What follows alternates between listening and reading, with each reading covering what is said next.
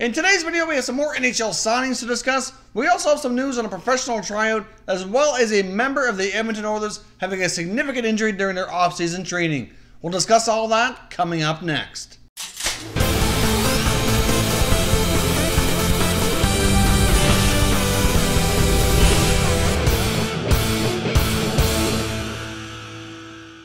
Hey everyone, and welcome back to another video here at Top Shelf Hockey. If you're new to the channel, thanks for stopping by.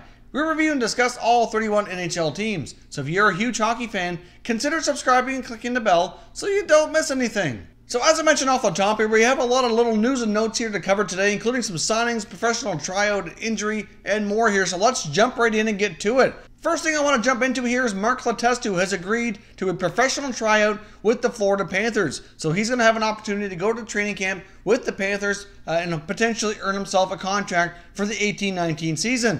Now, I heard an interview this morning with Bob Buckner on NHL Network Radio, kind of discussing how he sees his lineup going this year. They didn't really get into too much on Letestu specifically, but it does give us some indication on how he sees some of his other players playing into their lineup and where he might be able to earn himself a shot at training camp. So, for example, he did say even though Nick Bjugstad is a center iceman, he really worked well with Barkov on the right side towards the end of last year. So I do believe they want to leave that line alone with Barkov, Bjugstad, and Dodonov. So that would be their first line, with the second line being Vinny Trocheck, playing with Jonathan Huberdeau and Mike Hoffman. Now, obviously, Hoffman and Huberdeau are both left shots, so one of them will have to play their off wing, but he didn't envision that being an issue because they do have a lot of left shot forwards anyhow.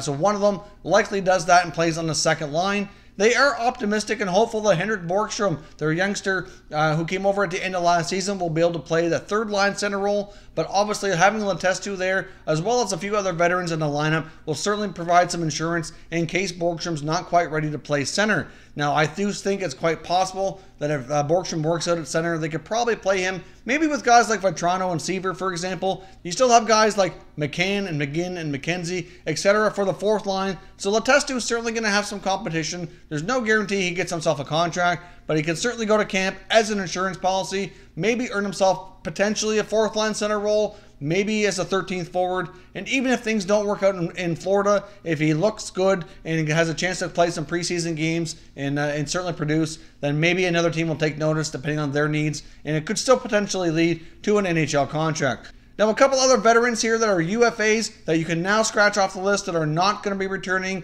to the NHL this season, and that is forward Tommy Wingels and Lance Boma. They both decided to sign over in Switzerland to play in the Swiss League, so they will not be returning to the NHL this season.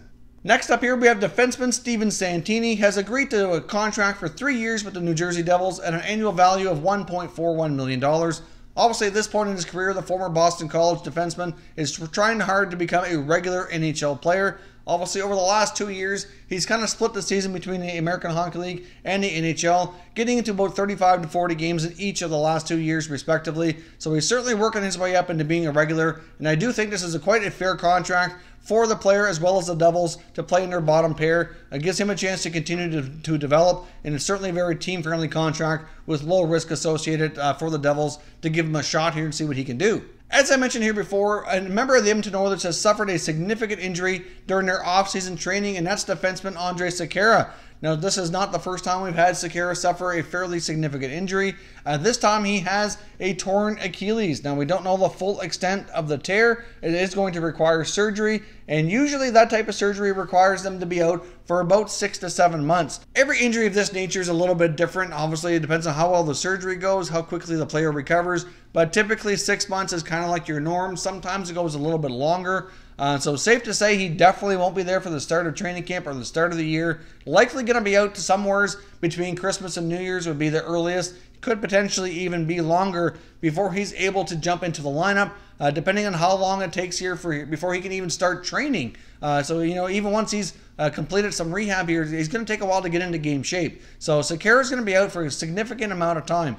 So my question to you is, with this injury already revealed so early into the new season here before training camp even gets underway, does that mean that the Edmonton Oilers may have to go shopping here to add some more depth to their blue line?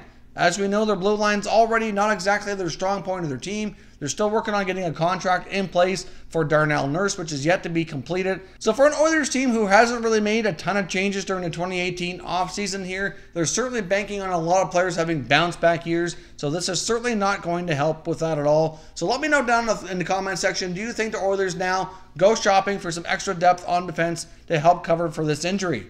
Now, last but not least here, I want to discuss the Ryan Ellis contract extension with the Nashville Predators. Obviously, this announcement came late yesterday. He has agreed to an 8-year extension with an annual value of $6.25 million. Personally, I think this is a fantastic contract for the Predators. I think Ellis likely could have demanded a bigger amount of money had he hit the open market next year as a pending UFA. But this is a great deal for them. Keeps him in the fold for many years to come. He's a very solid top 4D. I remember watching him back in junior playing in the Ontario Hockey League. In 2010-11, he actually, as a defenseman, put up a 100-point season.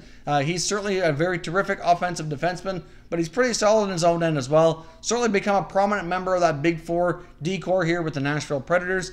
So I guess the big question is, though, now that this extension is in place, how long are the Predators going to be able to keep that top 4 together? They already have PK Subban signed for 4 more years at $9 million.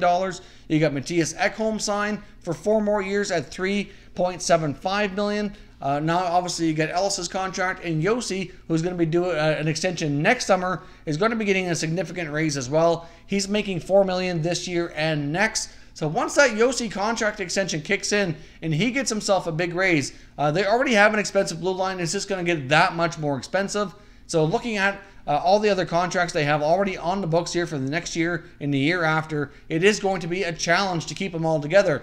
However, I will say this, that the Nashville Predators and David Poile have done an excellent job at locking up their players long-term, getting a lot of team-friendly contracts in place here to kind of keep this band together and keep their window of opportunity open for a long time to be very competitive and have a chance here to win, more than one championship depending on how things go here for the Preds. But also, keep in mind, this is a Predators team and a general manager in David Poile who have traded big-time defensemen like Shea Weber and Seth Jones in recent years. So not only is he good at getting the team-friendly contracts in place, but he's also done some fantastic trades, and he's not afraid to make big moves. So if one of these big 4 needs to go to make room for other parts of their team to be facilitated with other contracts, I'm sure it's going to happen. Keep in mind as well, they also have Dante Fabro, who should be coming out of the college team this year, likely signing his pro contract at the conclusion of the collegiate season.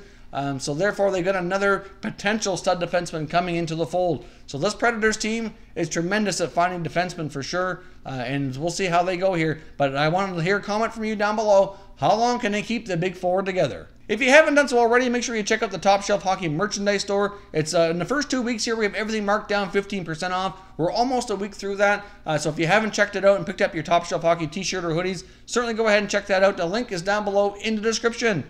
If you're new to the channel here, I hope you consider subscribing. We cover all 31 NHL teams, and there's plenty of content here for all hockey fans to enjoy. So if you're new, hit that subscribe button. If you like this video, hit the like button as well. I'd appreciate it if you did.